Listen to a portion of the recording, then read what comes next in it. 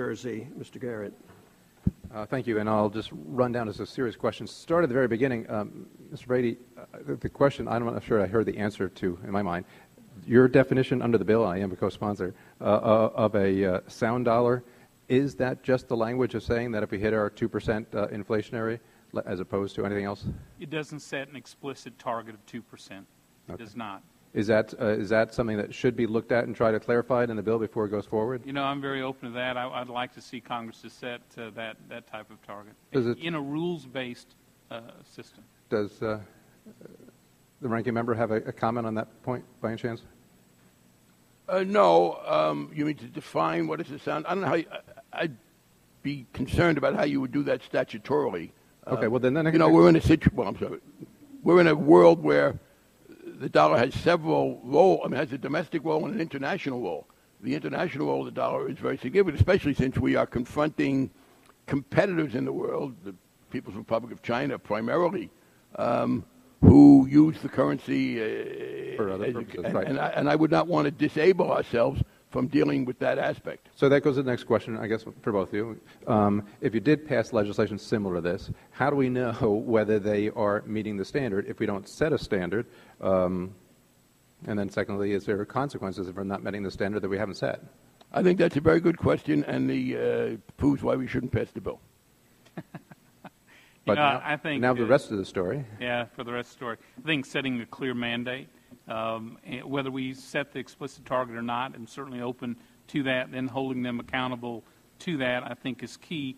And Mr. Garrett, one point I would like to make, that going forward, I think it's a terrible mistake to require all the Federal Reserve Bank presidents to be appointed and confirmed by the Senate. One, it will further politicize the Federal Reserve Board, including leading to vacancies as we have today in it. It will concentrate more power on Wall Street in Washington. I think it will be less independent as the Fed because, as you know, our regional bank presidents have an independent staff, so they can actually not rely just on the chairman's staff, but on their own to assess economic policy. Then, as you know, finally, the Board of Governors actually approves these regional Reserve Bank presidents. So we already have accountability within the system. I guess I sit here and wonder, maybe as the chairman does, what our role in this is under either one of your scenarios. And you're saying, for that reason, you don't have that appointment. Under the ranking member's position, it would go through presidential appointment. I can see some benefit to that. But then I can also see we in Congress, and that's all over in the Senate, as far as monetary policy, we're sort of left out except to hear the chairman occasionally come and testify and saying this is what they're doing and we have no standing. Well, I understand that. But I assume that's what you wanted when you voted not to subject them to the appropriations process. No, I wanted to. I'll take that. May I respond? I'll reclaim my time. On that, I just wanted to delve into a little bit more than we just did in that few minutes that we had there. Well, I did offer an amendment, which I wasn't for because I wasn't concerned, but you voted against subjecting them to the appropriations process. That would seem to me to have dealt with the issue you just raised. I'm open to the idea. Open to the idea in the sense that the roof is off. I mean, I'm open to the idea. I think there's going to be very much openness for a very long time. There is. We're just trying to do things a little bit different under the last session where we move hundreds of pages at a time of a piece of legislation. Oh, Mr. Chairman, that is simply, Mr. Garrett, reclaiming my time, Ranking Member. You did raise one other question that I thought the Chairman would raise in here. You said with regard to the process, and that is the constitutionality of it. And you made, I think, a good point saying that it would make it perhaps more constitutional if we had the presidential appointment here, that it becomes not in a private sector but more a public sector. But it raises the fundamental question that I thought that the Chairman would raise, is where is the constitutionality for either one of the proposals that are before here?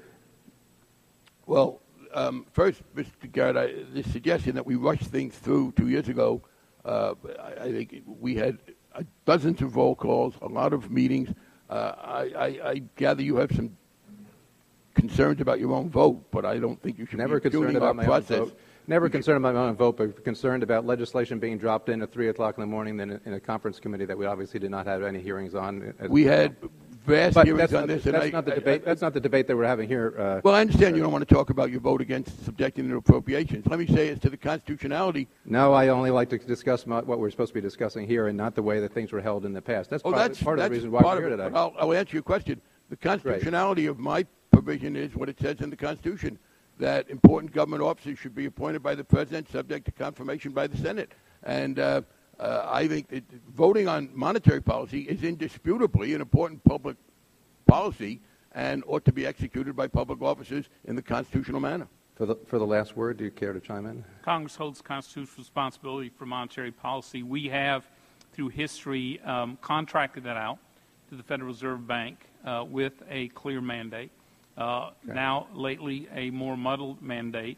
And to make the point, I don't think we want to envision a day where 535 members of Congress are setting monetary policy in America.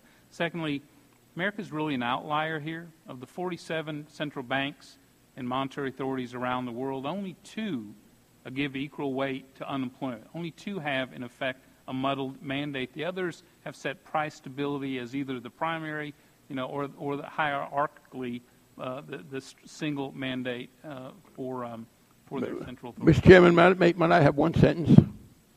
I thought my Republican colleagues were in favor of American exceptionalism. And I wish we would have dealt with that on federal, on Fannie and Freddie years ago.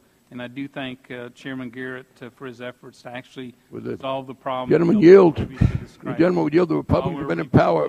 History. Well, the gentleman would yield. The Republicans have been in power since 2011 January, and have done 0 on Fannie and Freddie. What's holding you back? I'd like to reclaim the chair's time. You've been in power. I wish that you would. But I do. This will conclude the first panel, and I do want to thank our 2 colleagues for a lively discussion.